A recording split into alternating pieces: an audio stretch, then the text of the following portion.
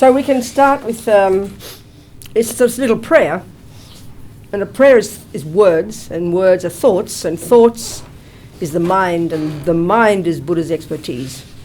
And this is what we're going to be talking about. How to know the mind, and how to fundamentally reconfigure, completely transform our thinking. That's really what Buddha's on about. So this little prayer is expressing two things. The first two lines, the first two lines are for those of us in the room who maybe figure we are already Buddhist. It's reminding us of our reliance on the Buddha and his teachings, refuge. And the second two lines can be for all of us. It's expressing an altruistic motivation or reason for our being here together today, to listen to these Buddha's views about reality, about the mind, about happiness, about suffering. Why? Well, it has to be practical, so it's to take some tools from it, to see if there's something useful we can take out of this room, to put into practice in our daily life, in our mind, in our lives, for our sake, but then long term also for the sake of others, because we live in this world together, interdependently. So for this reason, we sit here together, listen to these teachings, think about their meaning. Sangye charang soke chognam la jangcho badu dagni kyab suchi dagi chernyen gipe sonam ki drola penchir sangye dropasho sangye charang soke chognam la jangcho badu dagni kyab suchi dagi chernyen gipe sonam ki drola penchir sangye dropasho sangye chadang soke chognam la jangcho badu dagni kyab suchi dagi chernyen gipe sonam ki drola penchir sangye dropasho.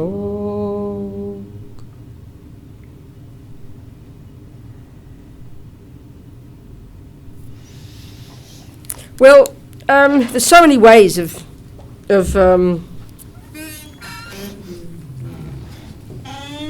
entering into the Buddhist approach to life,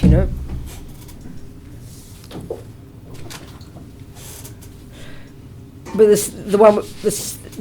the main one, the central one, the one that really is pointing directly to the unique approach that Buddha has, is through the medium of understanding the mind. Because for the Buddha, mind is absolutely central.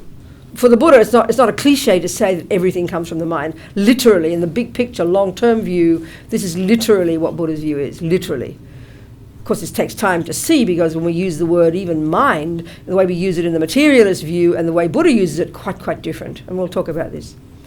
But one of the first things that is so important, though, is to just remind us of where this information is coming from, I mean, here we are, I'm a nun, I sang a prayer, I prostrated, there's an altar, it looks like religion, And now almost our default assumption, I think, very deep in the mind, in the whole world, the default assumption about religion is we're relating to a creator, I mean, in the world there seem to be, you believe in a creator, or you believe that your parents made you. These seem to be the two main options, the source of oneself. But the Buddha doesn't have this view at all. And sort of in general, people know, well, Buddha doesn't talk about a creator, but we don't really follow it through logically to see what he's really saying, which of course is the implication, and especially to understand the mind gives us this understanding. But it's kind of important to remember, I was a Catholic. I was brought up a Catholic, and I was very devoted to God and everything. But of course, my total view was that God was the source of the universe. God is the source of me. God is, God made up the laws, and therefore God is to be obeyed, which is completely fine. So God is also to be believed in. It would be considered incredibly arrogant to go and question to see if God is correct, That's not the approach at all. That would be considered beyond arrogant. And so therefore it needs to be believed, because you can't prove it. The aim is not to prove it. And certainly the aim is not to become God. This will be the worst sin. So this is the view we tend to have of religion. And so naturally we can easily come with that view if we listen to Buddhism. But Buddha's not like this. Buddha, in fact, was a regular person, a regular guy. Is this a microphone or a camera? Microphone. Okay. Camera is bad. No, I mean, because I can't see people. But that's okay. That's okay. Yeah, that's better. I like to see people. Well, you can hide if you want to, but that's okay. Okay, that's better, I think. So the point is, Buddha was this regular guy who came out of this amazing Hindu tradition. It was just recently I read His Holiness the Dalai Lama said, this whole view, that it was the Hindus maybe 3,000 years ago who came up with this incredible, they were the ones who got into this, involved in this investigation of the nature of self, We call that psychology. I mean, we think, Mr. Freud invented it 100 years ago or something. But somehow the Hindus, more than 3,000 years ago, and Buddha came out of this. And so, of course, on the face of it, we don't think that. When we think of Hindus, even more than Buddhism, you hear these, you think of these weird, wacko religious things and guys with, smoking marijuana or with big amounts of hair, walking around with naked clothing, Somehow, but what they began with, there's this incredible investigation into the nature of mind, the nature of self. Even still, the views about mind in Buddhism, which are very articulate and very interesting, we're going to talk about, are coming straight out of the Hindu tradition. And this extraordinary psychological technique called single-pointed concentration, known as samadhi, known as samatha, known as shine, many different words in Sanskrit or whatever, but in these days commonly called mindfulness. This extraordinarily sophisticated psychological technique, but people mystify because as soon as they hear the word meditation you kind of lose all common sense. But it's amazing, sophisticated, rigorous, disciplined ability to enable a person to go to far more subtle levels of their own mind. I mean, it's remarkable actually, but it's not seen in this way. So Buddha was educated in this extraordinary system, looking into the nature of self, the nature of the universe, what is happiness, what is suffering, and where do we all come from. That's what the Hindus were on about. So he came out of this, and of course he continued on in his own way because he diverged from various crucial points of view, which we can talk about. So Buddha came out of this amazing tradition, and the point is it was a totally experiential tradition. He came, and this is where he did differ from the Hindus. Even though they talk about karma and how we create our own reality, they still have the view of a source, a main source like God. But Buddha differed from this one. So Buddha's view, Buddha's experience, Buddhist teachings, every word that is Buddhism, if it's valid, and there's a lot of rubbish published, so you've got to be checking up carefully what you're reading and what you're listening to. Everything that is Buddhism validly is not a belief system, is not coming from a creator. It wasn't revealed to him. He didn't have a dream about it. The commonest view we have about religion is it's revelation, something from on high. The information is from on high. Not for the Buddha. He's literally more like a scientist. It's not joking to say this. I mean, if I were Einstein sitting here telling you about relativity, you know very well I did not have a dream about it. I did not have a vision. It wasn't revealed to me. I'm not asking you to believe me. You know very well that it's come from my own hard work, my own observation using my own mind. And also I have to be confident that what I'm presenting to you is valid. And then it's up to you to look into my findings and you can come to the same conclusions if you choose. But this is precisely, every word, precisely the approach in Buddhism. But we easily forget this because it's got the trappings of religion, So the differences in this sense are fundamental. It's an experiential, ongoing involvement. So believing it in one sense is, there is the word belief, there's no question, but we use it every day in our daily life. We mightn't think we do, and we'll discuss this. But not in its nature is it a belief system. As the Dalai Lama often points out to us Westerners, if you take on board Buddhist practice and Buddha's methodology, you one step at a time, and you do what he says, at each point in time, like any piece of information, like a musician will tell you to do something, a cook will tell you to do something, you engage in it, and if you don't get the result they say and you really followed the instructions, well, that person's wrong. Well, if you do follow Buddha's instructions and the result doesn't come and you really did follow, then Buddha is wrong. You must reject him. This is the approach, But actually we're all intellectually quite lazy. We'd rather sometimes merely believe in things, But this is not the right approach. It's got to be experiential. So we understand that when it comes to something like mathematics, and if you say, I believe in mathematics, it means you believe it's true, but someone else has proven it. But what good is that to you? If you can't experience it for yourself, what good is mathematics? But that's how we think of these things, and it's just insane. It's got to be experiential. So what practice is listening to what Buddha says, thinking about it intelligently, making a firm decision that you want to engage in it. You have chosen. You're the boss, not Buddha. You've chosen, and this is the term I use, I never say I believe in it, never use that word. I say I'm using Buddhism as my working hypothesis, which is the exact way to put it. And that means I'm engaging in it according to my capacity, according to my own pace, one step at a time. And if each step of the time, each step of the way, you're surely having two things. You're experiencing it as yours, but you're also verifying it as true. This is what you do with anything. This is what we call scientific, you know. But this is the approach. This has to be the approach. Otherwise, it's just intellectual, or it's just kind of cross your fingers and hope for the best, which is not much good to anybody, you know. So this is the way to listen to this information. You are the boss. You don't have to believe. You don't have to listen to a single word, and you don't have to choose to take it on board. You can decide, you know. So I'm here because I've been invited to present Buddha's views, you know. The perspective we're using here is from the Tibetan Buddhist. And in particular within the Tibetan Buddhists, in the Gelugpa tradition, this is the tradition of my lamas. There are many, many ways of presenting Buddhism around the world over the centuries. That's the context here, because that's the one I've trained in. And so, yeah, that, okay. So then, okay, what does Buddha say? And how can we, what does Buddha say in relation to dealing with our own reality, dealing with our lives? Well, like I said, for Buddha, his expertise is the mind. There's no question about that. He is a brilliant psychologist. There's just no question that he is a psychologist. You mightn't think he's brilliant. I mean, I'm a fan, obviously. You know, I think he's brilliant. So, what does he say? So, first of all, the use of the word mind is so different. We've really got to look into this. You know, the way we think of the mind now, we know the default view we have. It's up here, and it's the brain, and you know, you have, you know, and there's these. To know the mind in the West, we need to know the brain. Well, you ask some great Tibetan meditator up in the mountains where his brain is, and he would never have heard of such a thing. Literally.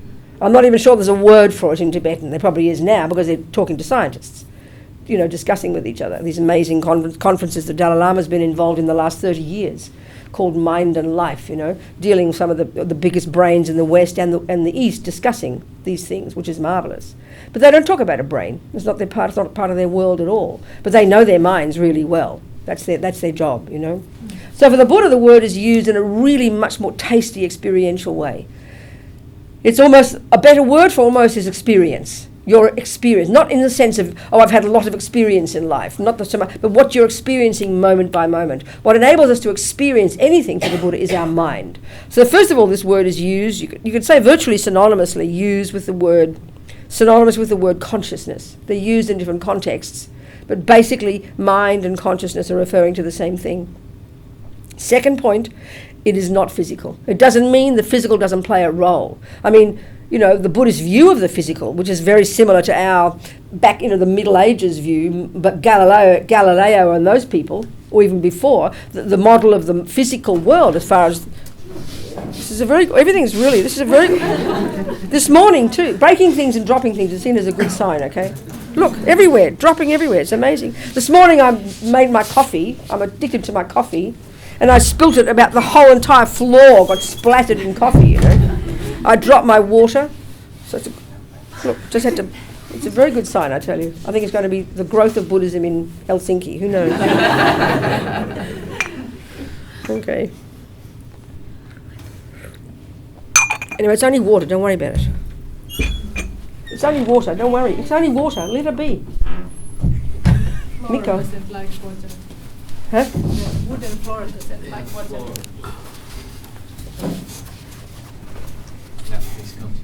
No, but it's a big fuss. I have to wait until you finish. It's only water. Don't worry about it. Okay, worry about it. They worry about the floor. Oh, the floor doesn't like water? Yes. How come? It's wood. It's wood, but wood lives in the tree, in the water. Yeah, when they're alive. What happens to it? It sucks up all the water and then gets moisture and mold. Oh, I see. That's no good. Okay, we better wipe it up then. What about the table? Going to leave it there? Okay. All right, we'll just wait while we mop up the water.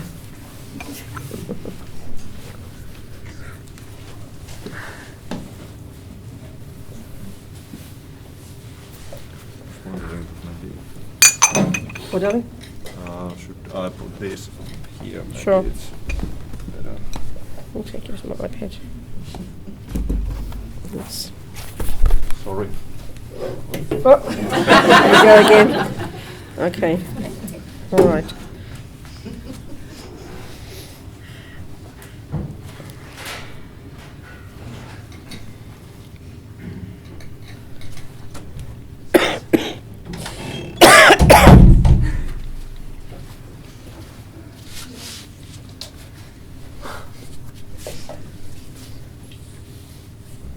Okay, we ready?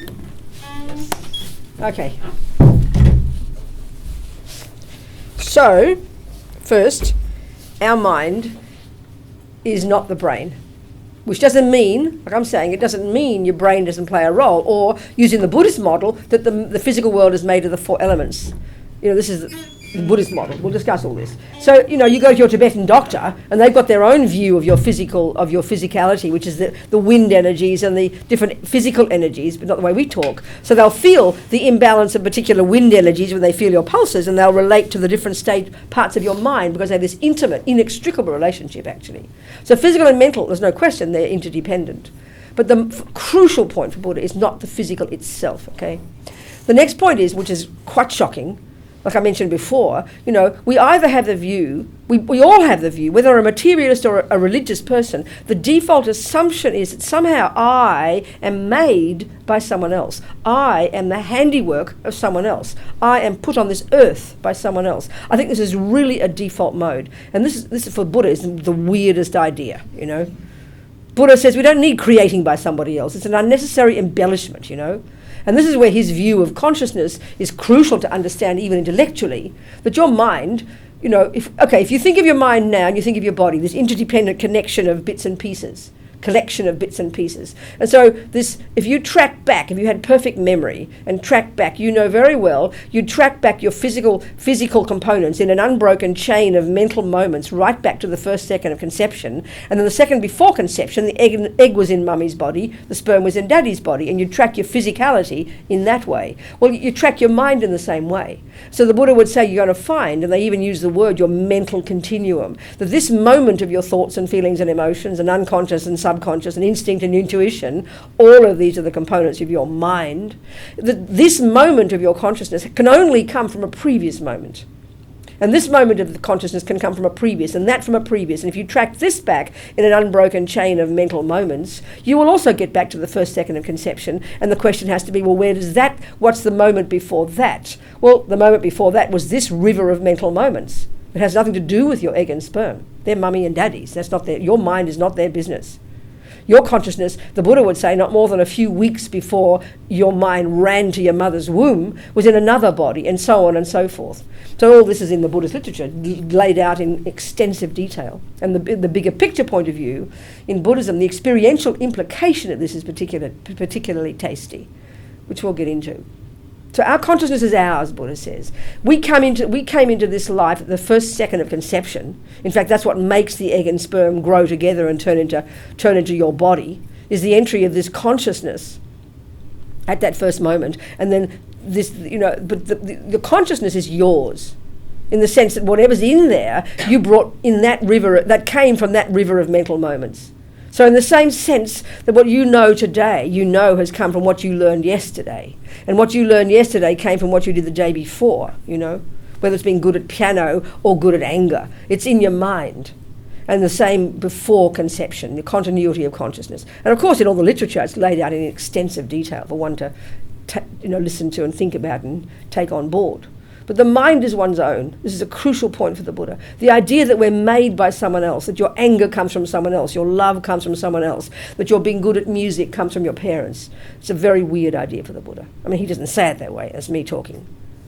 Which doesn't mean, my mother was a musician, and so because her Robina, her little Bobsy, me, obviously she could see some tendency. She said I had I had musical tendency. So the logic is we tend to think, well, I'm good at music because my mummy was good at music.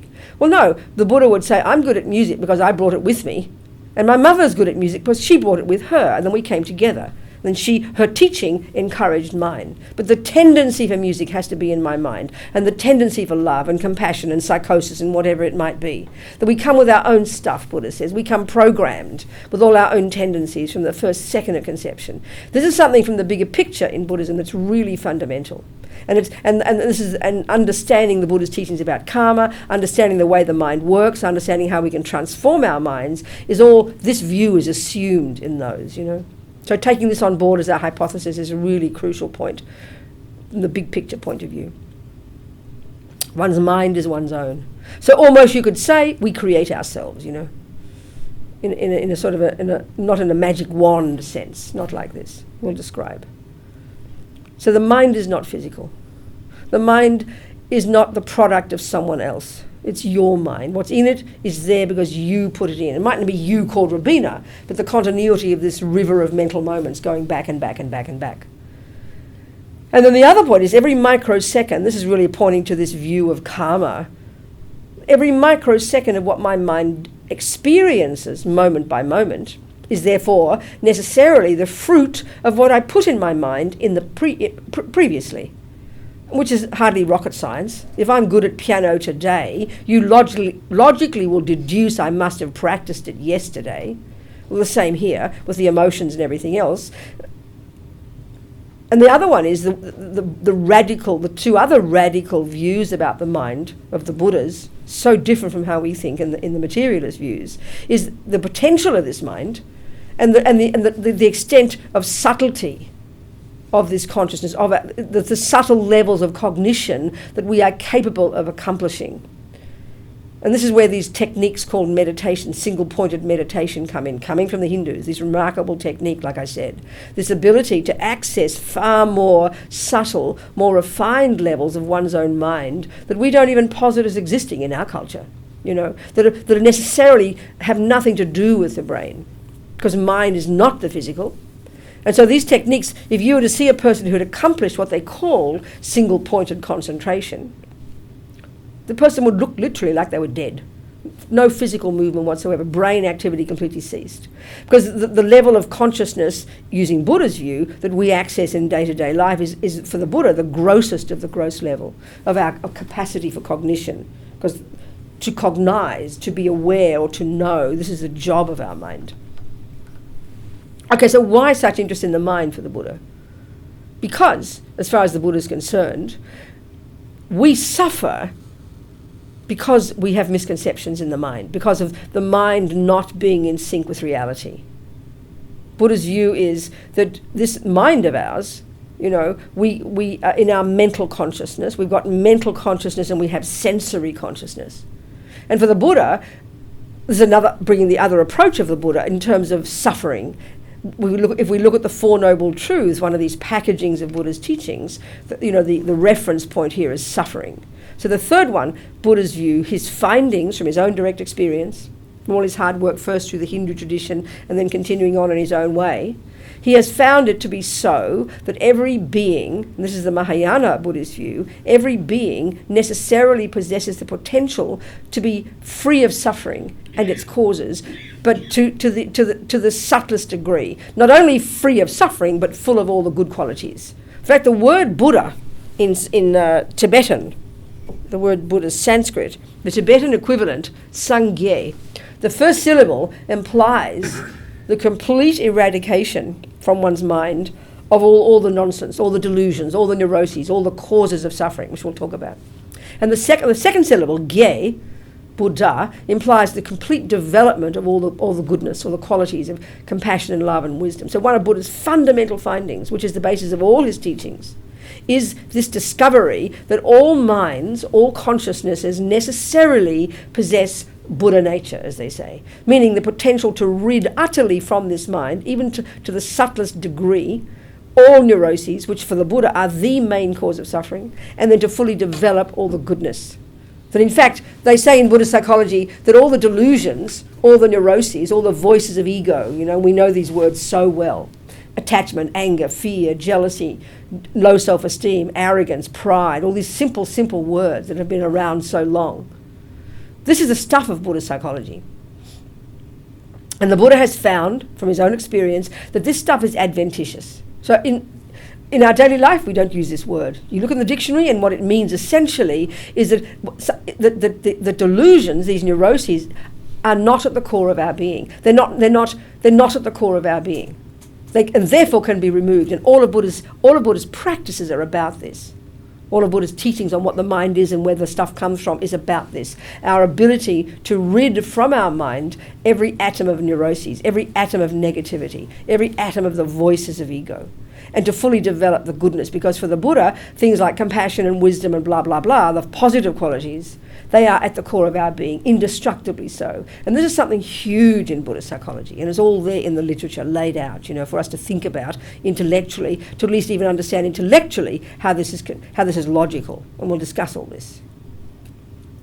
And this is you think of the materialist world, this is a shocking concept.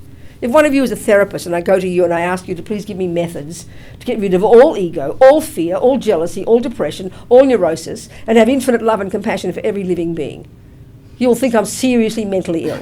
No, seriously, you would, and you'd try to give me plenty of pills. Well, this is precisely what Buddha is saying. But if we read Buddhism, we read these words, but we mystify it. Nirvana, Buddhahood, bloody-da, it's ridiculous. We don't hear it as psychology. We don't hear it as real, doable, practical on the earth, which is what it is, And this is from Buddha's own experience. So we don't believe him. We look into what he's found to be so, and we follow his methods if we so choose. So the long term is the accomplishment of this perfection, this ridding of all the causes of suffering, the full development of one's own infinite potential. So if the third noble truth is that we can be free of suffering and its causes, then we better know what suffering is, and we better know what its causes are. And that's the first and the second noble truths. And then, of course, the fourth one is how to do it. But it's... and my feeling is that hearing the third one is really tasty, It's really encouraging to us, because I think if we look into the way we tend to feel when things go wrong in our life, we get very, very stuck in the sense of hopelessness. Things are no good, it's hopeless, I'm hopeless, it's hopeless, I can't, and we can't change. It feels very solid and very overwhelming sometimes, when we see the way we suffer in daily life. And this is where we need to understand what suffering is. And I'm talking about the inner suffering, the inner prison. I always remember, I worked for many years with, I was based in the States since '94. I'm from Australia.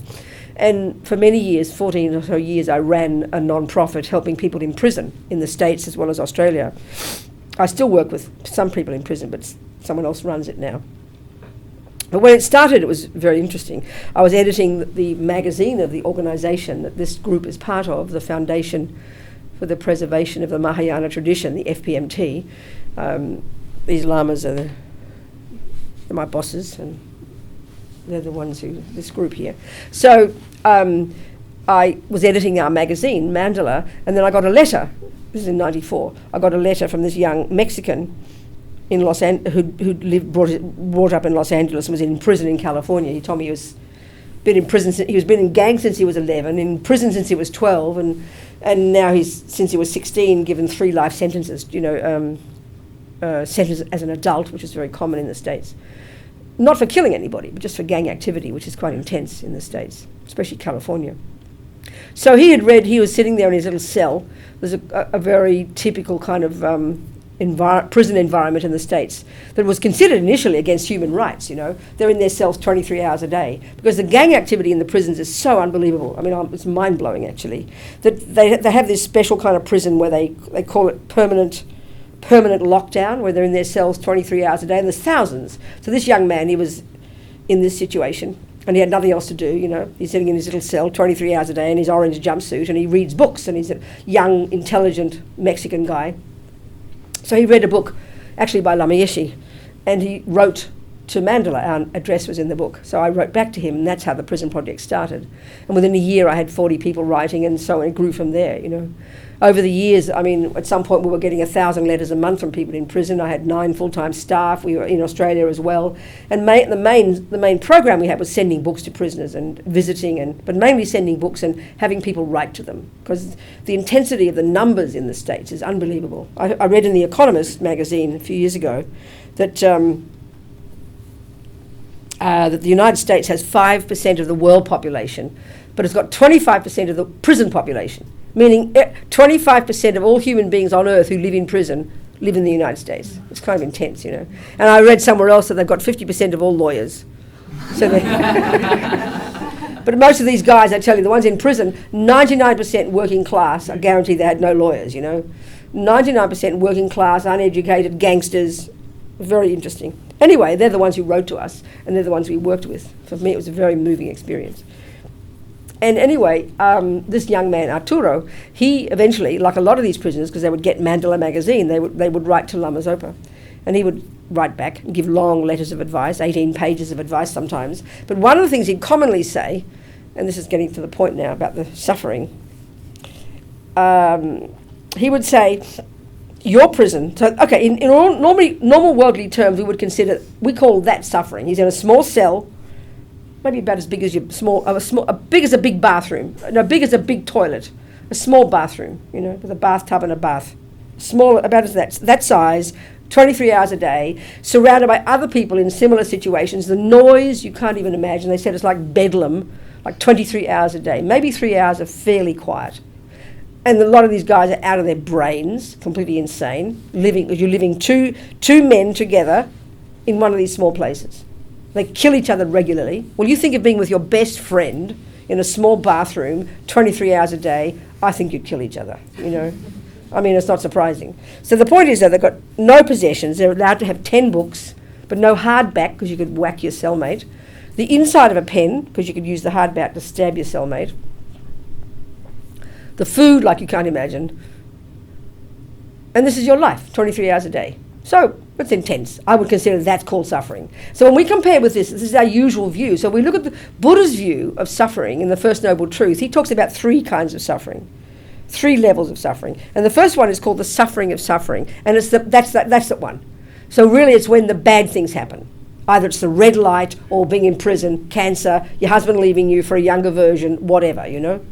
This is what we call suffering, and this is the suffering of suffering. But that's mostly what the world calls suffering, and it's mostly what we try to avoid. But the second kind of suffering, which is we'll talk about, this is crucial to understand if we want to understand Buddhism, is actually what we call happiness, which is really quite distressing when we hear it initially. Excuse me. So basically, Lama Zopa, in his letter to Arturo, he said, your prison is nothing in comparison with the inner prison of ordinary people. And we're in that group. The inner prison of ordinary people, which sounds quite shocking. The prison of attachment, he said. The prison of depression. The prison of stress. The prison of anxiety. The prison of low self-esteem. And this is not kidding. And the interesting point about with my friends in prison, the ones who are using these Buddhist tools, they get this, you know, they know this. Because they know the grosser prison, the grosser suffering, you can't change that one. But they know they can change this one, the mind, you know, and that's Buddha's thing. And this is hard for us to see when we know we haven't got that gross suffering. And because we don't pay attention to our mind, it takes a while to see that this is a true statement, that the prison of all the neuroses is actually the much worse prison, you know. I mean, it seems almost insulting to say that, patronizing, you know. So, understanding the first noble truth, the causes of suffering, what suffering is, and then understanding the second noble truth, the causes of it. This gives a really good context for understanding what Buddha is saying, his whole approach. But psychologically, but also understanding the long-term causes, which is the law of karma. These two go perfectly together, you know. So the first one I'm trying to get at, the third noble truth, is this possibility. And I think this is very empowering, to know at least the possibility, even though we might be caught up in suffering, to have at least theoretical understanding that what you're heading for is freedom from suffering, that it's possible to be free of suffering, rather than buying into this overwhelming belief system we have that's so ingrained in us, so totally instinctive, that when things are terrible, that we think it's permanent, we think it can't ever change. I mean, it blew my mind. A few years ago, I read in one of those American magazines, Newsweek, there was an article on suicide. And I think in 2010, the last year they had numbers, there was something like, in that year, I forget exactly, something like 680,000 unnatural deaths on Earth, meaning wars, violence, murders, but there were 880,000 suicides. You know, and I don't think it's people in prison who commit suicide. I don't necessarily think it's homeless people and people in the war zones, the ones who've got the gross suffering, who commit suicide. You know, it's the ones who are in the inner prison who commit suicide. And what I'm saying is that what suicide comes from, isn't it, is a sense of utter hopelessness, utter despair.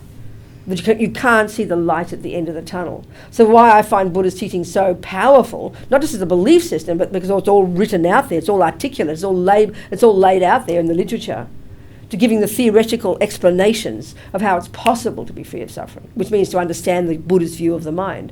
So it's like, no matter how bad things are, if you know it's not permanent and you know there's possibility and you've got methods, then you don't despair, you know. This is why, for me, that's so important, to know that the possibility of freedom from suffering, possibility that I can change. This is the crucial piece. And that reminds me of another prisoner. I didn't know this woman, but her story was extraordinary. I read her biography. This is like 30 years ago, I think, hitching some little hippie wife with a hippie husband and 3 hippie kids, hitching in Florida, and then 2 blokes pick them up. And they get stopped by the police, and the 2 men kill the police and blame the hippies. Although she was on death row, 17 years. The husband even got executed. I mean, you can't even conceive of the nightmare of this, you know. She lost the kids.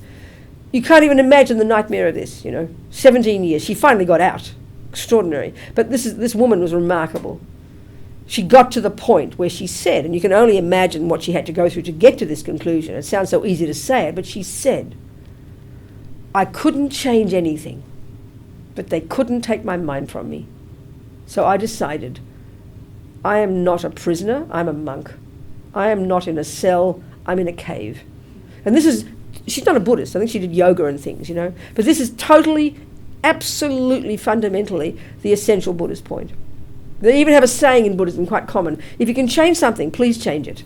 But if you can't, why worry? This is almost too shocking for us. Or if you can't, then change your mind instead.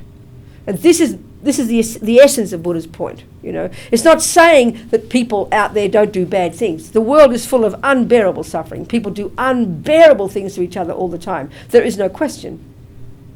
This woman is such a perfect example.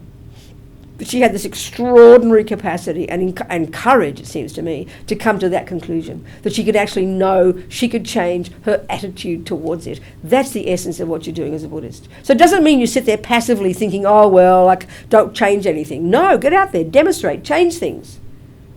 If we can, how amazing. Actually, that's the compassion wing. There's this lovely analogy in Buddhism I use a lot, you know, and it's a way of framing all the Buddha's teachings. It's a bird needs 2 wings, wisdom and compassion. So the wisdom wing, which is what at this moment we're discussing, is all the nuts and bolts of how you put yourself together, understanding the mind, understanding karma, understanding how you can be free of suffering, understanding the logic of all this, and also the techniques.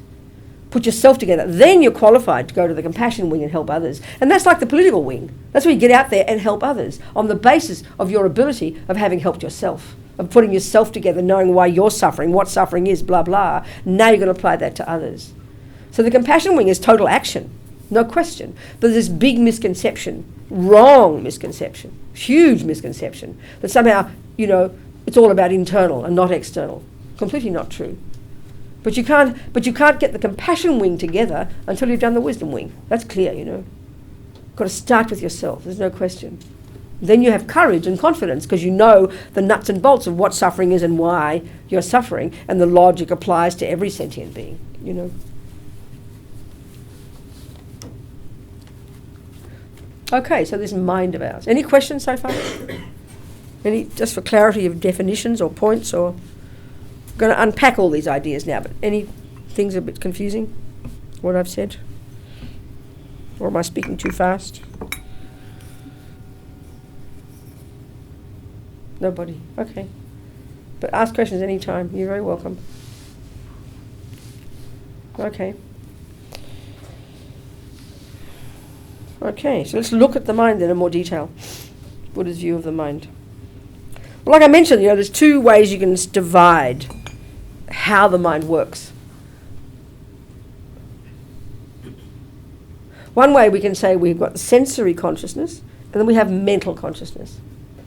The sensory and already even by seeing how this works, you can see how the powerful role of thoughts, which is what Buddha's saying. So sensory consciousness is very interesting. I might say, I'll look at, my eyes will look here, and I'll go, oh, what a pretty cup. And in fact, that's what I'd say. The red is very appealing to me. I can't see it well without my glasses, but the red is very appealing. It grabs my eye, Looks like a dragon there.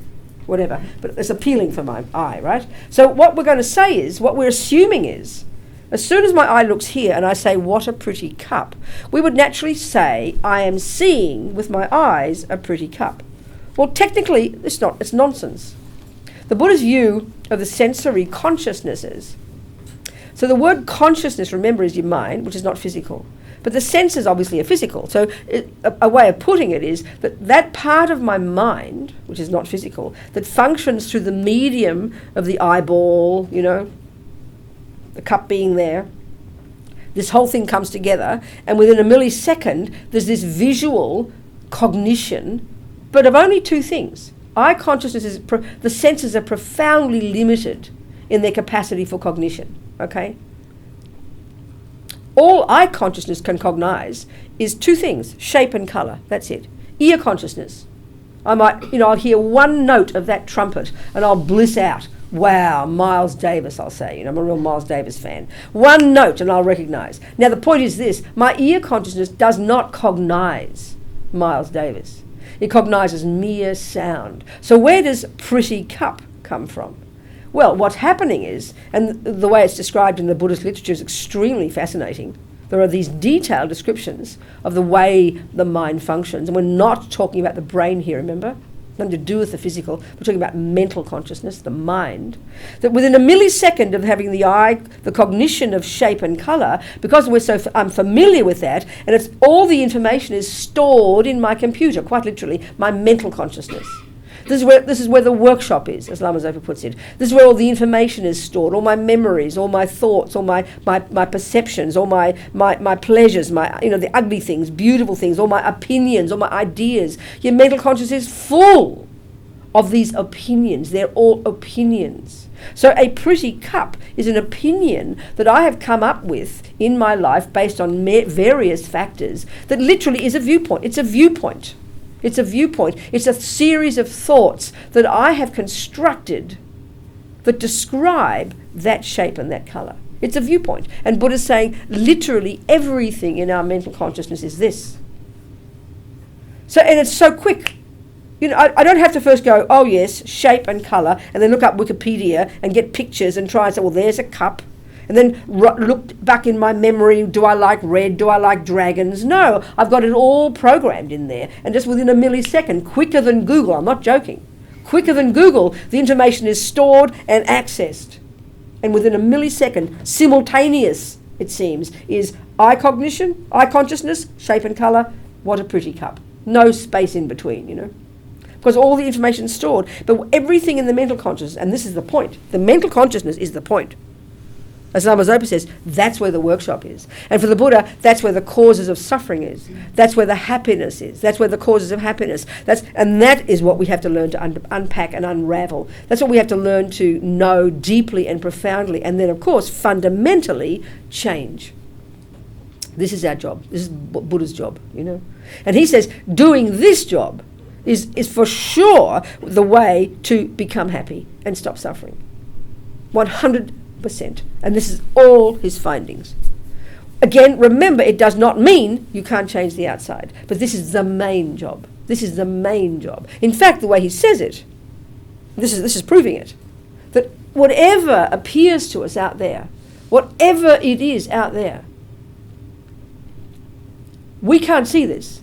But this is the way they say it in Buddhist psychology. Whatever appears to us out there, whether it's this monstrous terrorist, whether it's the most blissful being in the whole universe, whether it's a beautiful environment or an ugly environment, whatever, however it appears to us, the way they say it, the way it appears to us is in the aspect of whatever's in our mind. In other words, we don't realize this because even this example is so instantaneous. There's no separation, there's no space between the visual contact and the mental story. So we take it for granted. And then, for what we would never, if Mikko sees this and he goes, oh, what an ugly cup, we know he's got the right to have that opinion, but because I'm so assumed that what I see is true and is out there in that cup, that he's just an idiot, isn't he? Oh, it's just stupid. He can't see the truth. And that's how we all feel about everything in the universe. We walk around with all these opinions about everything. Everything we see, we have an opinion about it. But because the opinions are so spontaneous, we don't think it's an opinion. So, if Mikko was mean to me and he left me for a younger version, so I can't stand the sight of him anymore, when I talk about Mikko, I'm not going to say to you, oh, yes, he appears so ugly to me, but I know it's just my projection. No, we don't say that. We say Mikko is ugly. He is evil. He did this. He is that. And equally, when I was in love with him before he left me, he looked the most divine thing, Everything appears to us in the aspect of what's in our mind, Buddha's saying. So that's why we have to investigate what's in the mind. Not joking, he says our minds make things up. Not joking for the Buddha. It's literally true. Not easy to hear it initially. So the job is to investigate and know to levels we can't even imagine because we don't think we don't think of knowing your mind. Okay, since Mr. Freud, we've been looking inside, which is marvelous, not just looking at the brain. We've been looking inside. How fantastic. We're learning to be introspective. But still what's so fascinating, I would say, the difference between the Buddhist approach to, as Lama Yeshe would put it, being your own therapist, which is, Lama would often say something like that, be your own psychologist, work out your own mind. That literally is what you're doing as a Buddhist. Literally is what you're doing as a Buddhist. It doesn't mean you can't get help. But because of the Buddha's fundamental view of see, more dropping, more breaking, thank you very much. Because of Buddha's view of where I come from, which is the one of karma, which we'll talk about, then and then the difference between that view and the materialist view, then this really points to a hugely different way of being a therapist, So if one of you, again, is a therapist and I go to you and tell you my problems, because your default view is that I'm produced by my parents, I'm a product of my environment, I'm angry because that happened, I'm jealous because that happened, and also because my body plays a huge role and I'm a product, you're going to look into my brain, my DNA, my genes, my chemicals, because that's our view, that's the view. So then we investigate those things in order to try and unpack why I'm jealous, why I'm fearful.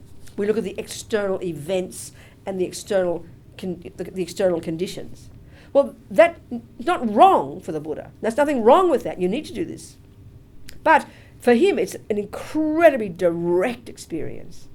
That my anger, yes, I might have a creepy husband. Yes, I might keep meeting people who beat me up. It's true.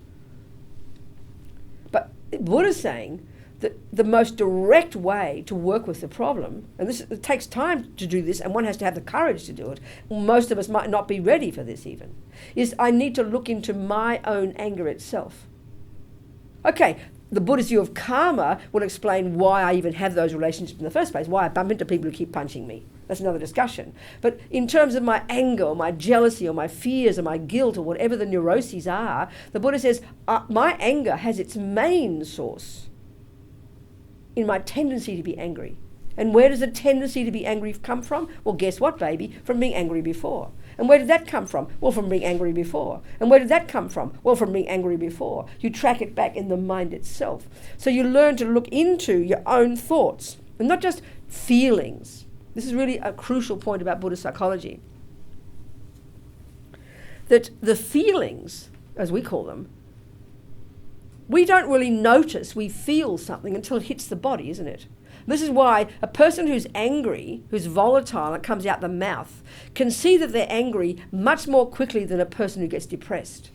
Because the depressed person, it's internalized. And you don't notice you've got those feelings until you can't get out of bed one morning. Whereas I didn't have any doubt about my feelings because I was out vomiting out the mouth. And if nobody else could hear it, I could. So the evidence of it was more quick for me to see, you know. So because we don't notice our feelings until they're boiling, it's like we don't notice our feelings until Mount Vesuvius is about to explode. Well, it's a bit late, Buddha says. You know, and this is where, practically speaking, in the long term, the approach in Buddhism is using these marvelous skills called concentration meditation to the best of our ability, which gives us the ability to focus and step out of the mess and begin to observe it in a more clear way, and then taking on board Buddha's explanations as your basis for learning to interpret what you're seeing, and then to learn to see that all these feelings, once we've learned to harness the emotional energy, and I don't mean suffocate, but harness it, then we can learn to observe the elaborate conceptual constructions, the elaborate conceptual stories that inform the emotion. And that's where the anger and the love and the jealousy and the fear and the compassion are, both the good and the bad ones. They're all conceptual stories, but so programmed in us, we don't notice. They're so spontaneous, you know. Like it's so spontaneous that I will say the second my eyes see that cup, there's a pretty cup. But clearly, pretty cup is a conceptual story that I've built up in my mind with familiarity with things, you know.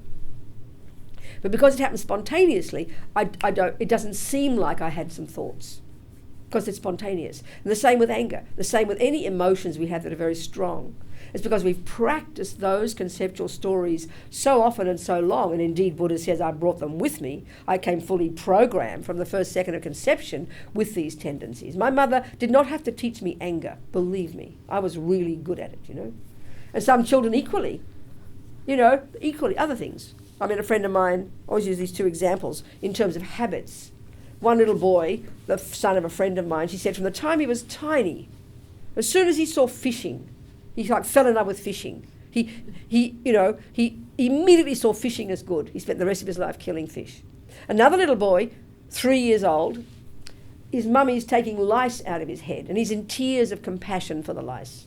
Mummy, don't hurt them. It's their home. Leave them alone. Each of them spontaneous. Neither had been taught by their mothers. But so the Buddha's view is you've got these imprints, these tendencies in your mind, not from mummy and daddy, but from your own past, you know. We'll go into all this. So learning to know our own minds is absolutely central. It's the point. It's the job to be done. And then on the basis of this, then of course, like I said, we can get out there and make the world a better place, or at least try. Help others, you know, because we're all in the same boat together. So, okay, the mental consciousness then, if we look at, we've got sensory consciousness, these dumb animals basically, and as Lama Yeshe says, we make the body the boss, you know, it's completely deceptive. We really go by our sensory experiences, which really leads us up garden paths. It's so serious for the Buddha. I'm really hoping my voice doesn't run out. Sounds like it, doesn't it? What can I do? Some hot water. I know, yes.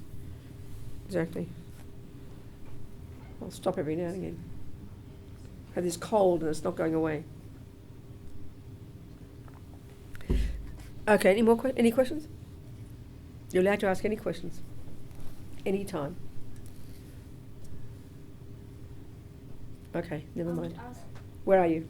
Yeah. Go, darling, talk to me. I would ask about, you were saying that the pianist skill you don't get from your mother. The what, darling? Yeah. The what? The pianist skill. Oh, yes, right, exactly. You don't get from your Yep, mother. no. Yeah, but how is it about the look? The which? child looks similar as the parent. Oh, yeah, the physical. That's physical, isn't it? That's physical, isn't it? Yeah. For sure. Got there, very sure. For sure.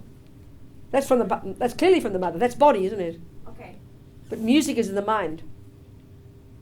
Okay. The Buddha's view would be your tendencies, your experiences, your emotions, your psychosis, your lust, your love, your compassion, your being good at music, being good at football. These are mental qualities. The body helps, but they're mental qualities. But it's right, physical, for sure. Body, that's the physical from the mother, father, yeah. Okay. So let's look at the mental consciousness then, break it down a little bit more, okay? The Buddhist model of the mind. It's not complicated. I mean, it goes to great depths in the literature, you know. So basically, in the mental consciousness, which covers your thoughts, intellect, feelings, emotions, unconscious, subconscious, this whole spectrum of your inner being, okay? So Buddha would divide the contents of our mental consciousness into 3 categories, basically. And all this seems deceptively simple. You know, when we think of psychology now, look at the complicated concepts we're developing every day for new mental illnesses. Look at the psychiatric, must be volumes of them, you know. Well, the Buddha's view of the mind hasn't changed in 2,500 years, which is interesting, and it seems almost simple. But it's interesting the depth to which one can unpack this stuff. So, okay, there are 3 categories of states of mind. And these are not moralistic terms. These are technical terms. You have got positive states of mind, negative states of mind, and neutral states of mind. And in fact, there are thousands. But there is traditionally a text that's taught in the Buddhist monasteries, and has come right back from the Hindus, which is the basis, that although the Buddhists in particular pluck out of those thousands of states of mind 51, and there's a text that's called Lo Rig in Tibetan, Mind and Awareness, which is the unpacking and the explanation of the 2 aspects of the mind, the epistemological model of the mind, the sensory, the mental, how the mental works, conception, all these things. It's quite complicated. And then the psychological model. And in the psychological model, this text takes 51 of these states of mind, and the term they use in Buddhist psychology is mental factor, mental factors. We would say states of mind. And they take 51, but these 51 are particularly chosen as important to learn because they're related, they enable a person to really do the job of learning to meditate, the ones that are most relevant to that. But in fact, there are thousands of states of mind. So within these states of mind, there are 3 categories: positive, negative, neutral. And these are crucially to understand. So negative states of mind, these are the ones that are the neuroses. And they've got 2 main characteristics. And these are indicated by 2 main synonyms. There's many, if you read Buddhist literature, you know, you're going to read terms like mental affliction, afflicted emotions, disturbing emotion. These different terms all refer to the same thing. The 2 main ones here that indicate the particular characteristics of these unhappy states of mind. One is disturbing emotion. Well, you know, check the last time you were jealous. Check the last time you were angry, low self-esteem, anxious, you know, neurotic, stressed. We know it was disturbing right there. The having of it right that second, it's deeply disturbing. There's no question. And we so take this for granted, you know. It's a disturbing emotion, very clear. Then you look at the positive states of mind: love, compassion, joy, you know, all these qualities, contentment. Check the time when maybe that was more prevalent. Then straight away it's obvious it was not disturbing, it was peaceful. We can see this. But of course it's more subtle than this, because we don't have pure moments of love and then totally 100% moments of anger. If we did, we'd be just completely destroyed, you know. We have them mixed together, so they're much harder to distinguish, because we have like big soup of emotion, you know, which is why we need to learn to be introspective to begin to distinguish between them. This is a hugely important job, being your own therapist. So the negative states of mind are deeply disturbing, but the other characteristic, which is crucial to understand, and let's unpack this one, which really, when we do understand it, can enable us to really get into Buddha's intent about why they cause us suffering, why they are the cause of suffering, and how they can change. And this other term is this term in English. It's a really good word. I've noticed in many other languages there's not a very good translations for it. In English it's perfect. It's the word delusion. So you know, if you know this word well, if someone accuses you of being delusional, you'd be very offended, because they're telling you that you're not in touch with reality, isn't it? Well, that's exactly and precisely exactly what Buddha's saying. This is his entire point, that we are not, the extent to which we are caught up in attachment, anger, pride, jealousy, and you name it, all these voices of ego, literally for him is the extent to which you're very disturbed, and indeed therefore cause others suffering, but also it's the extent to which you're not in touch with reality, because they are literally misconceptions. Remember, these emotions come down to being conceptual elaborations, conceptual stories, conceptual viewpoints. A pretty cup, an ugly person, he is a monster, she is so beautiful. They're conceptual opinions about things. The reasons why it's highly complex, but they're essentially opinions in the mind. And the deluded ones, the neurotic ones, the disturbing ones, are necessarily liars. The stronger they are in us is the more deluded they are. And look at a person, you can see lost the plot completely, walking down the street, constantly paranoid. That's anger gone mad, anger with no thermostat, you know. We have moments of anger, then it calms down again. When you no longer can stop it, that's when you call mentally ill. So we can see these states of mind clearly are disturbing. But the real one to understand, because this gives us the clue to how we can change them, is that they're delusional. And this is very fascinating, you know, this one, to see. And when we understand this is really getting in touch with Buddha's view about how come we suffer and how we can change. Because if they're all conceptual states of mind that do feed into massive emotions, if they are conceptual, then concepts are thoughts, and thoughts can be changed. We can change our opinions. This is clear, it's obvious. At the simplest level we know it's true, but when these opinions are very entrenched and have come from countless lives, Buddha says, to the point where they're completely spontaneous from the first second you come out your mother's womb, they're really hard to even see as opinions. Forget about changing them, you know. As Lama Zopa says, most people on this earth don't think that what goes on in their mind plays any role at all in their lives. And this is the extent to which Buddha says we're suffering, that we're completely brainwashed with our own programming from countless lives in these delusions that cause the world to look a certain way, that we don't realise our thoughts are doing it. We realise we think the world is that way. And this is how everything appears to us, all the time. And this is the hardest one to see. The hardest one to see. And this is getting us all the way, pointing us here. All this is informing and pointing to Buddha's final teachings about how things actually exist, which is the teachings about emptiness. Everything is leading to this. This view of emptiness, how things don't have an inherent nature out there, is implied by what we're saying right here. All these teachings are informing us and leading us to this understanding of truly how to become non-delusional, how to get our mind to be in sync with reality. That's finally what he says our potential is. And that is what causes bliss and happiness. That is what stops suffering. This is how Buddha's talking, you know.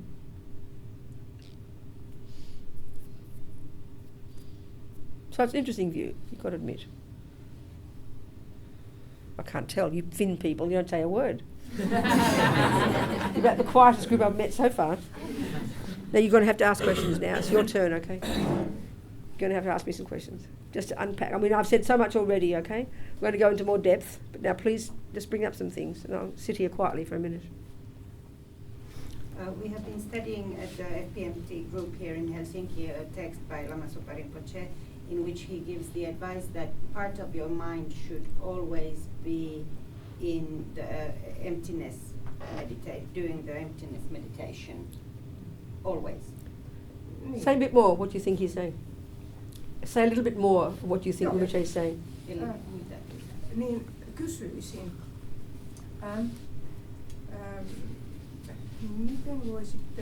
miten ohjeistaisitte tämän, että osa mielestä olisi tyhjyysmeditaatiossa? Käytettäisiinkö siinä käsitteitä? Visualisoitaisiinko se? Tai jollain muulla tavalla tehtäisiinkö se? How would you advise as to how this could be done? How could one keep the mind, part of the mind in the emptiness meditation? Should one use concepts or visualizations, or is there some other method? I'm trying to imagine what he's saying when you say in the emptiness meditation. I don't quite hear that, but if I can imagine what Rinpoche is saying,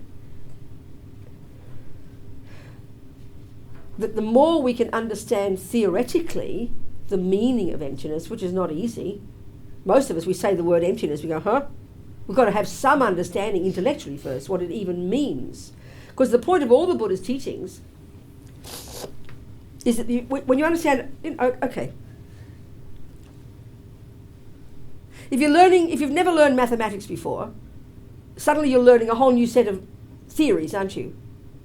Aren't you, right? So then that means if you're only just learning mathematics and you go to the market and you want 17 oranges, you've got to remember what 17, you've got to use your head to think, well, what is 17? And you're trying to apply numbers all the time so you get familiar with it. How many people on the bus, how many cars are there, how many dollars in my pocket? You have to apply this newly learned set of theories which is not familiar. Wouldn't you agree with that? So it takes time to apply it. But first it has to be intellectual. But if you don't know the word for numbers, how can you apply it? So you've got to start with the intellectual. Now, learning about emptiness intellectually is more difficult than numbers, but it's the same process. In the beginning, you're not familiar with it. In the beginning, you've got to say the words. Well, what does it mean, emptiness? Well, emptiness means there's nothing from its own side. Emptiness means nothing has an inherent nature. Emptiness means what appears to me isn't the way it exists. You use whatever words you know, and you try to apply it in your daily life, like you would anything, to the best of your ability. That's it. The more you learn it, theoretically, the more you have to apply. The more numbers you learn, the more clever you can be with your application of the concepts of numbers in your daily life. It's the same with any set of concepts we're learning. It has to be first conceptual. But the more you know those numbers, the more deep the experience comes, isn't it? Does that make sense? Do you think? Mm-hmm. You have to know the words first. And part of our problem, I think, when it comes to spiritual, religious, certainly when it comes to people's view about what meditation means, I think one of the big misconception is that meditation, somehow you close your eyes and something mystical is supposed to happen. I'm being very cliched here. And the commonest view about meditation is it's nothing to do with thoughts, for example, and you want an experience in meditation. Many people say, I don't want philosophy, I would rather meditate. Well, the Buddhist view, this way we're talking here, that would be as stupid as saying, I don't want to learn cooking theory, I'd just rather make a cake, please. No, I don't want to learn musical theory, I'd just rather play the piano. Well, we know very well, because this is how we learn everything in our culture, you can't learn you can't do anything until you've got the theory right. It's sort of obvious, And this is the point here. You can't possibly have an experience of emptiness and an experience of anything until you have the words, which is why it's so important to get the words right, Unbelievably important. So it means understanding even one sentence, what does emptiness mean? Even one sum, 1 + 1 is 2, well, that's a good start, isn't it? You apply what you know. So if you have one sentence about meaning of emptiness, that things don't have an inherent nature, maybe you're not even sure what that means, you apply that much. The more you learn it, the deeper it comes, the more experiential, the more it can bring the taste, Does that make sense? Mm-hmm. Good. So keep hearing it. Keep playing.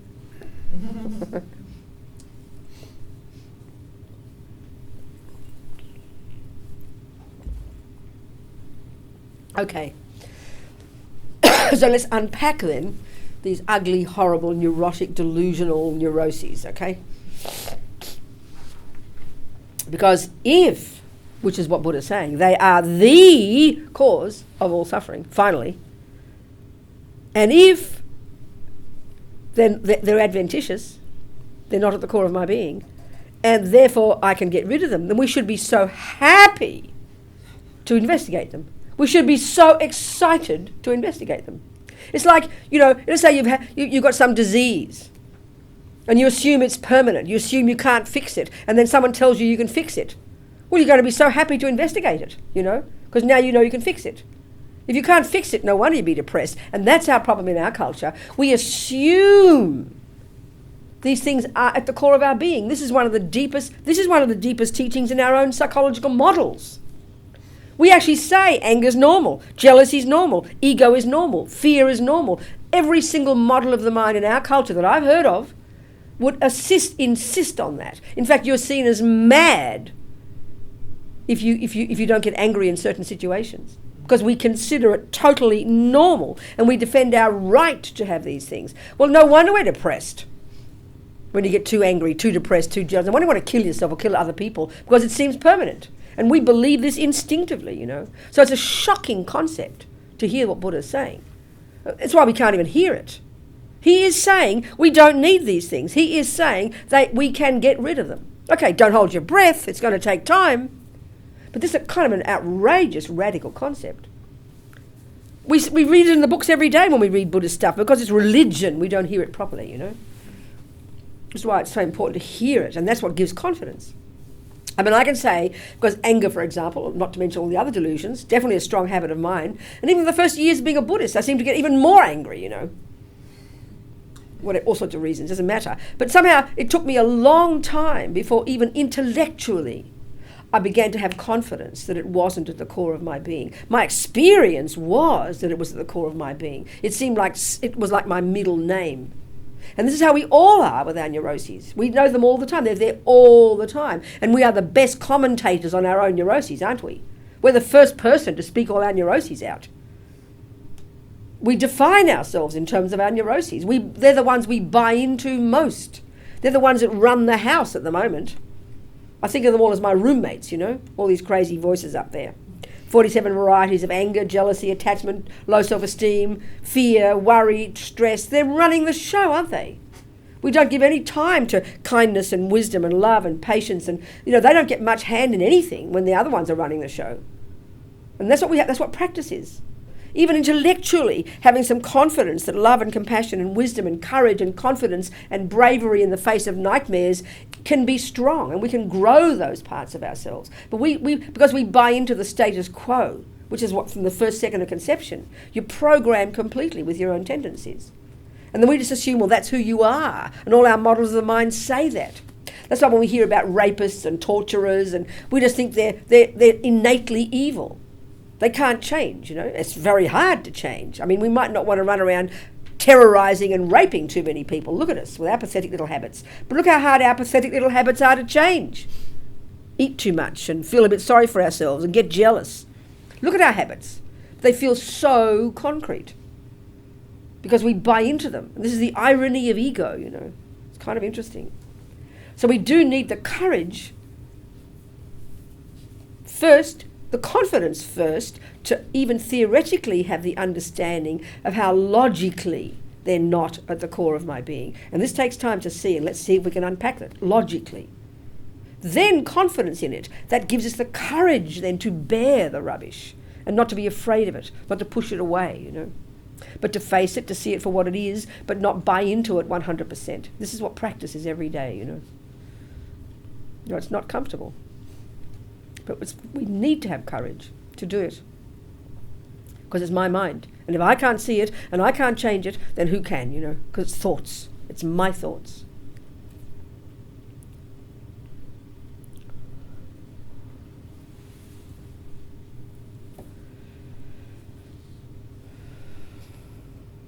So effectively, in the Four Noble Truths, the second Noble Truth, when Buddha outlines the two main causes of suffering. There are three, the first Noble Truth, there are three levels of suffering. We've mentioned two. The first one is called the suffering of suffering. That's when the bad things happen. And that's what the world considers suffering. And that's what we spend our lives desperately trying to avoid. And the dogs and the giraffes and the ants and the frogs are the same. All sentient beings don't want that one. The second one is very hard to see because that's what we think is happiness. But Buddha would call that the subtler level of suffering, like a honey-covered razor blade. This is the inner prison. And the main one there, the main one, effectively, the cause of it, if we look at the second Noble Truth, effectively is called attachment. This simple, simple word. But Lama Yeshe would say, I could tell you about attachment for a whole year. You will never begin to understand it until we start to look deep inside, you know, building something up inside. So let's try and explain attachment. Well, first of all, like I said, in the three categories of states of mind, let me finish the categories, okay? You've got positive and negative. The positive ones, as I said, these are the ones that for the Buddha are at the core of our being. They are not in their nature disturbing, and relatively, they're not delusional. Until we realize emptiness, there's some delusion there. We'll go into this. But they're the basis of happiness. They're the basis of our ability to make others happy. And they are at the core of our being. They are indestructibly who we are. And when our mind is fully developed, as a Buddha, Sangye, these are fully developed. Fully developed.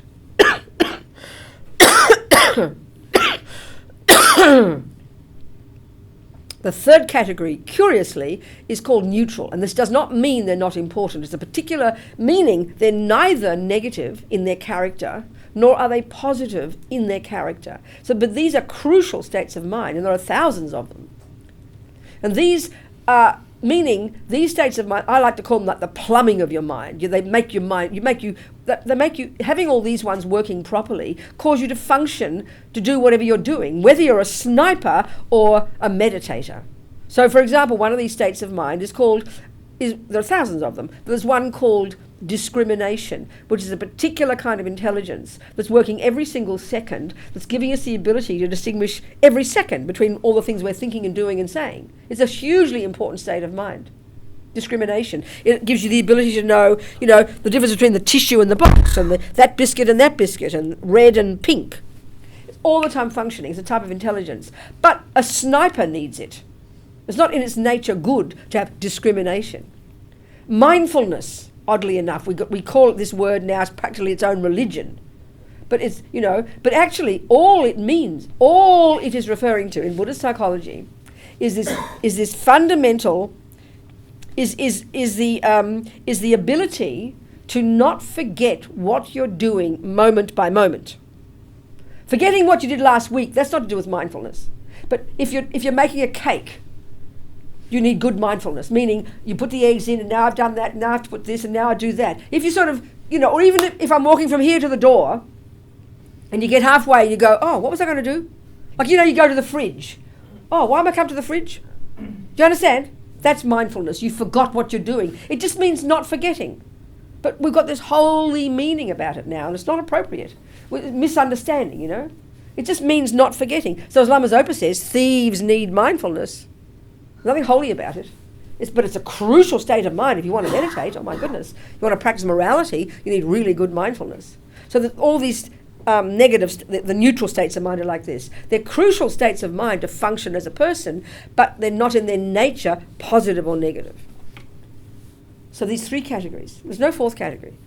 So crucially, in the beginning and all the way through, the ones that we're utterly interested in identifying have to be the negative ones, because they're the problem makers, they're the troublemakers. They're the dramas. They're the ones that run the show right now. They're the causing all the suffering. They cause us to kill ourselves and each other. They're the ones that are causing all the pain. They're the causes of all suffering. And they're the causes of what we do with our body and speech.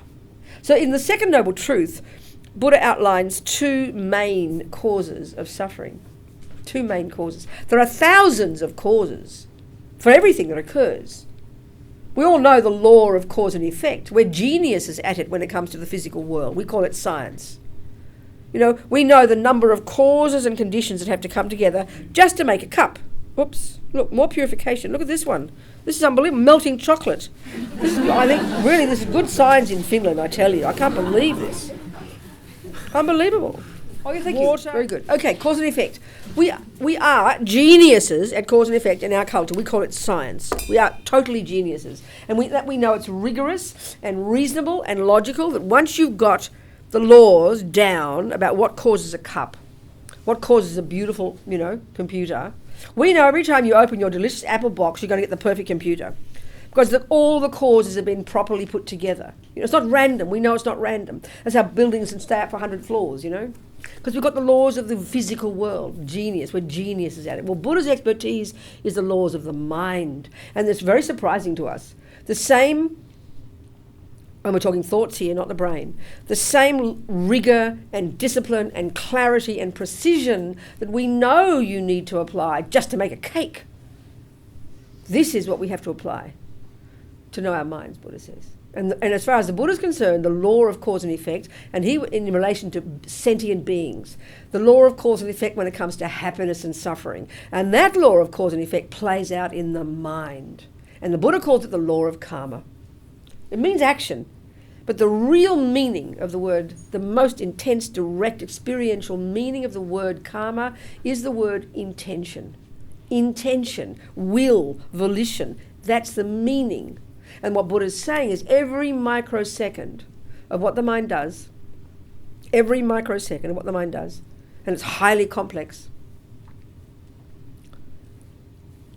There's an intention, and everything driven by that intention. It's incredibly programmed. We're programmed to perfection, to the virtual point of instinct. You know, it just feels like a joke to call it intention. But the mind, this is what drives everything. And so this is why learning to unpack and unravel and know and change this mind is the point. So Buddha's saying every microsecond of what our mind does, driven by intention, instinctive even, is what's kind of, they use the analogy of seeds and fruits. So seeds in this mind of ours. There's no thing we think or do or say that goes astray. It leaves impressions in the mind. We program our mind, a good way to put it. And then those seeds left in the mind, eventually, when they meet appropriate conditions, will ripen as our own experiences. So Buddha's saying, whatever we experience in our daily life is the fruit of seeds we planted in the past.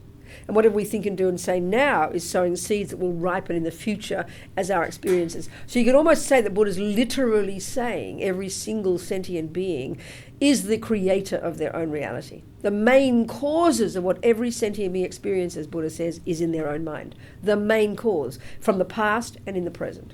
So this is why knowing the mind for the Buddha is everything.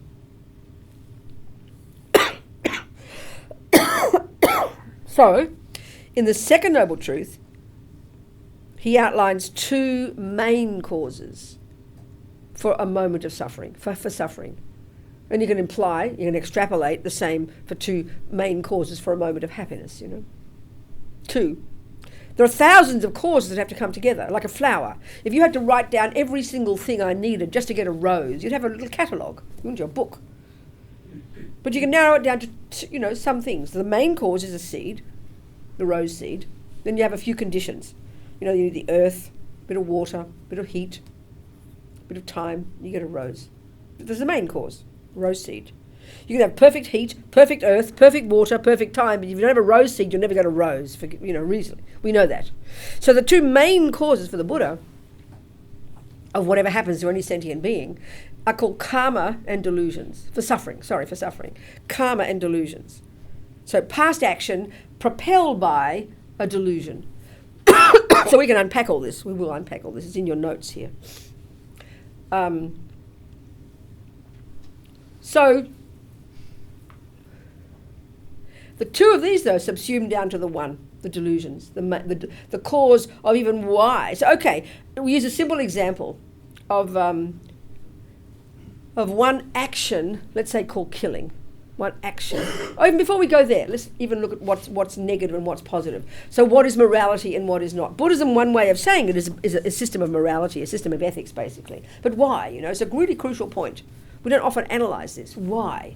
You know, even the world will say, yeah, killing isn't good, not good. You know, good communist will agree, good Catholic, good Muslim, good Buddhist, good materialist. But you've got to say why. Well, you know, it's really important to understand this point. When I was a Catholic, necessarily, like I said, God was the boss. So I remember asking a Jesuit priest friend of mine, what is a sin by definition? And it was very helpful. He said, it's going against the will of God. It's doing what God said not to do. Now that really fits with that philosophy. That's correct. God is the boss. So God says, don't do that. And if I do it, it's wrong because God said not to. And that really fits. But if we look into our world, and I'm in my mother's house when I was a child, and Mummy said, don't do that. For sure, being smarty pants, I would have said, why not? And I guarantee she would say, because I say so. Isn't it? Isn't it? So this is the view we have of morality also. And if you generally look in the world, the feeling we have is all the rules, all the laws, all the don't do this and the don't do that. Somehow it's all imposed by someone up there. It's mummy, daddy, God, you know, the judge, the police, they vaguely out there, the government, you know. The people, it's morality is this imposition by someone else squashing me on my head, which is why we get very resentful, why we get rebellious. Do you understand? And why, crucially, when mummy says don't do that, and I don't do it, I want to make sure she sees that I'm a good girl and praises me. But let's say I do it. I want to get away with it, don't I? If she doesn't see me do it, I'm so happy. Oh, I got away with it. Now, if you think of that dualistic view of morality, and this for the Buddha is a dualistic view, morality for us, as like I said, is it's imposed. So if you're found to be doing a naughty thing, you get punished. But if you're not found to be, you don't get punished, which implies morality is sort of superficial. But for the Buddha, it's a natural law. He says you don't need to be seen to kill for killing to be bad. This is a really important point, you know. So there's two things. For the Buddha, the entry point, you know, one way, as we know, maybe Lam Rim, you've been studying, right? That there's this package of the Buddha's teachings that's taught in Tibet, particularly the Gelugpa tradition, but it's similar in all the traditions in Tibet, all coming back from Atisha, this great Indian master in the 11th century who came from India, was invited to Tibet, spent the last 17 years of his life there. And he wrote this little text. He could sort of see the Dharma had been in Tibet for a couple of hundred years, but they kind of lost the plot a little bit, you know? So he wrote this text, a little book called Lamp That Guides You on the Path, you know, these terms they use. But basically what he did, he took all the concepts from all of Buddha's psychology, philosophy, metaphysics, blah, blah, and put them in a nice, orderly structure. Now, we would call that a course. You want to learn music and someone gives you trumpet music and piano music and Indian music, you haven't got a clue where to start. Well, how kind, you know, we learn this in the West. We're brilliant at this.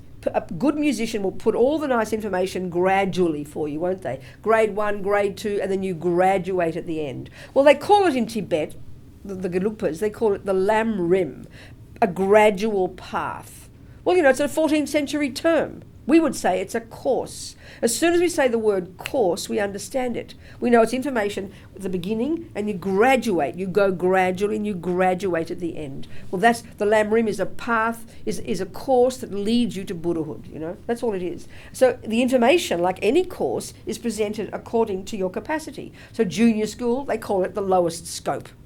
It's this medieval phrase. Low, you know, as Lama Zopa translates it accurately, because they keep the tradition very nicely, you know. He calls it the teachings according to the lowest capability. Well, that's called junior school, you know. We understand that. You use that same term here, junior school, whatever you call, you understand. So, I mean, that straight away speaks to us, you know. Junior school teachings. Then you got the middle scope. Well, that's high school. Then you've got the great scope, which is the compassion wing, the Mahayana component. Then you've got postgraduate. That's university. Then you've got postgraduate, that's Tantra.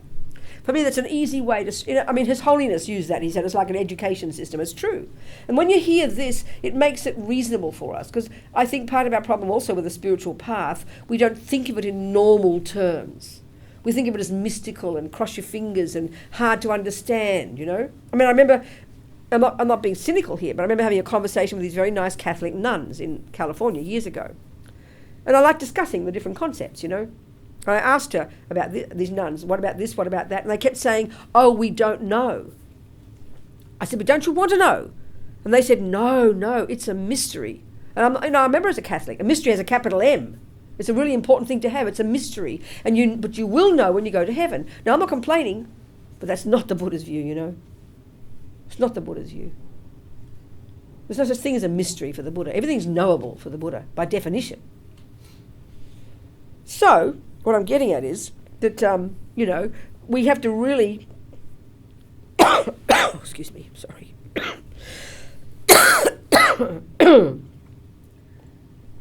Understand, you know, we've got to go step by step, take it according to our capacity. So junior school Buddhist teachings, Buddha's entry point, he gives simple instructions, which sounds like Christianity. Don't kill, don't this, don't that, a bunch of don'ts basically. But his reasons are fundamentally different. So there's 2 points. The first point is what he defines as a negative action, sin, you know, is not something that he said not to do. No, nothing to do with it. Nothing to do with it at all. He's just an advisor, like a doctor. When your doctor says don't smoke, the reason isn't because don't smoke because I say so.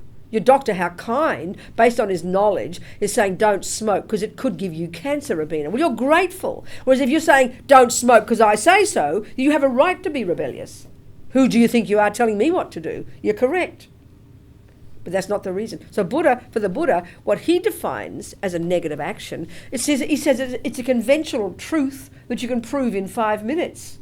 Just do market research in this room. Do you like being killed? Do you like being cheated on? Do you like being punched in the nose? And we'll all say no. Well, he says that proves it's a negative action. It's what causes people suffering. It's hardly surprising.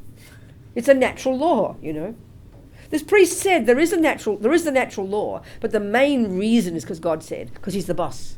And I think we have that view instinctively in our mind because that's the dualistic view we have in the Western, in the materialist world as well.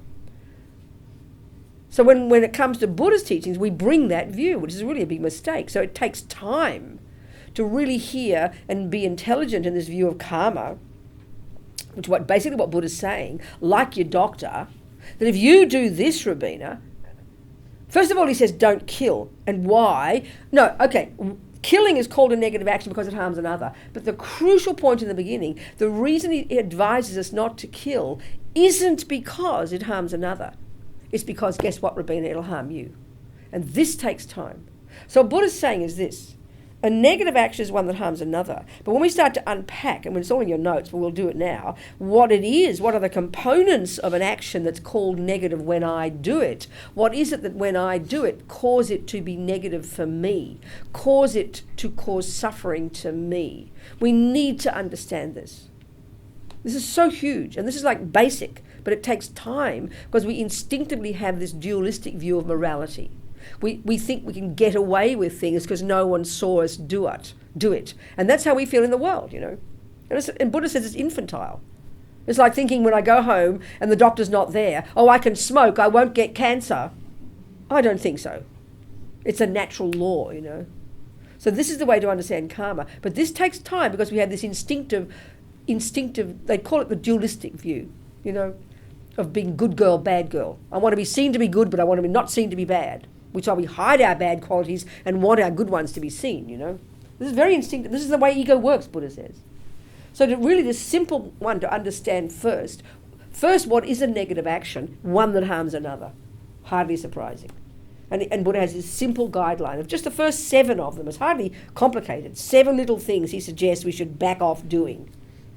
But the reason he suggests we back off is because doing them will harm me. But we should understand logically why. So let's look at it. It's really important. Then we'll go into causes of suffering more deep. Aren't you supposed to have a cup of tea or something? I think it's tea break.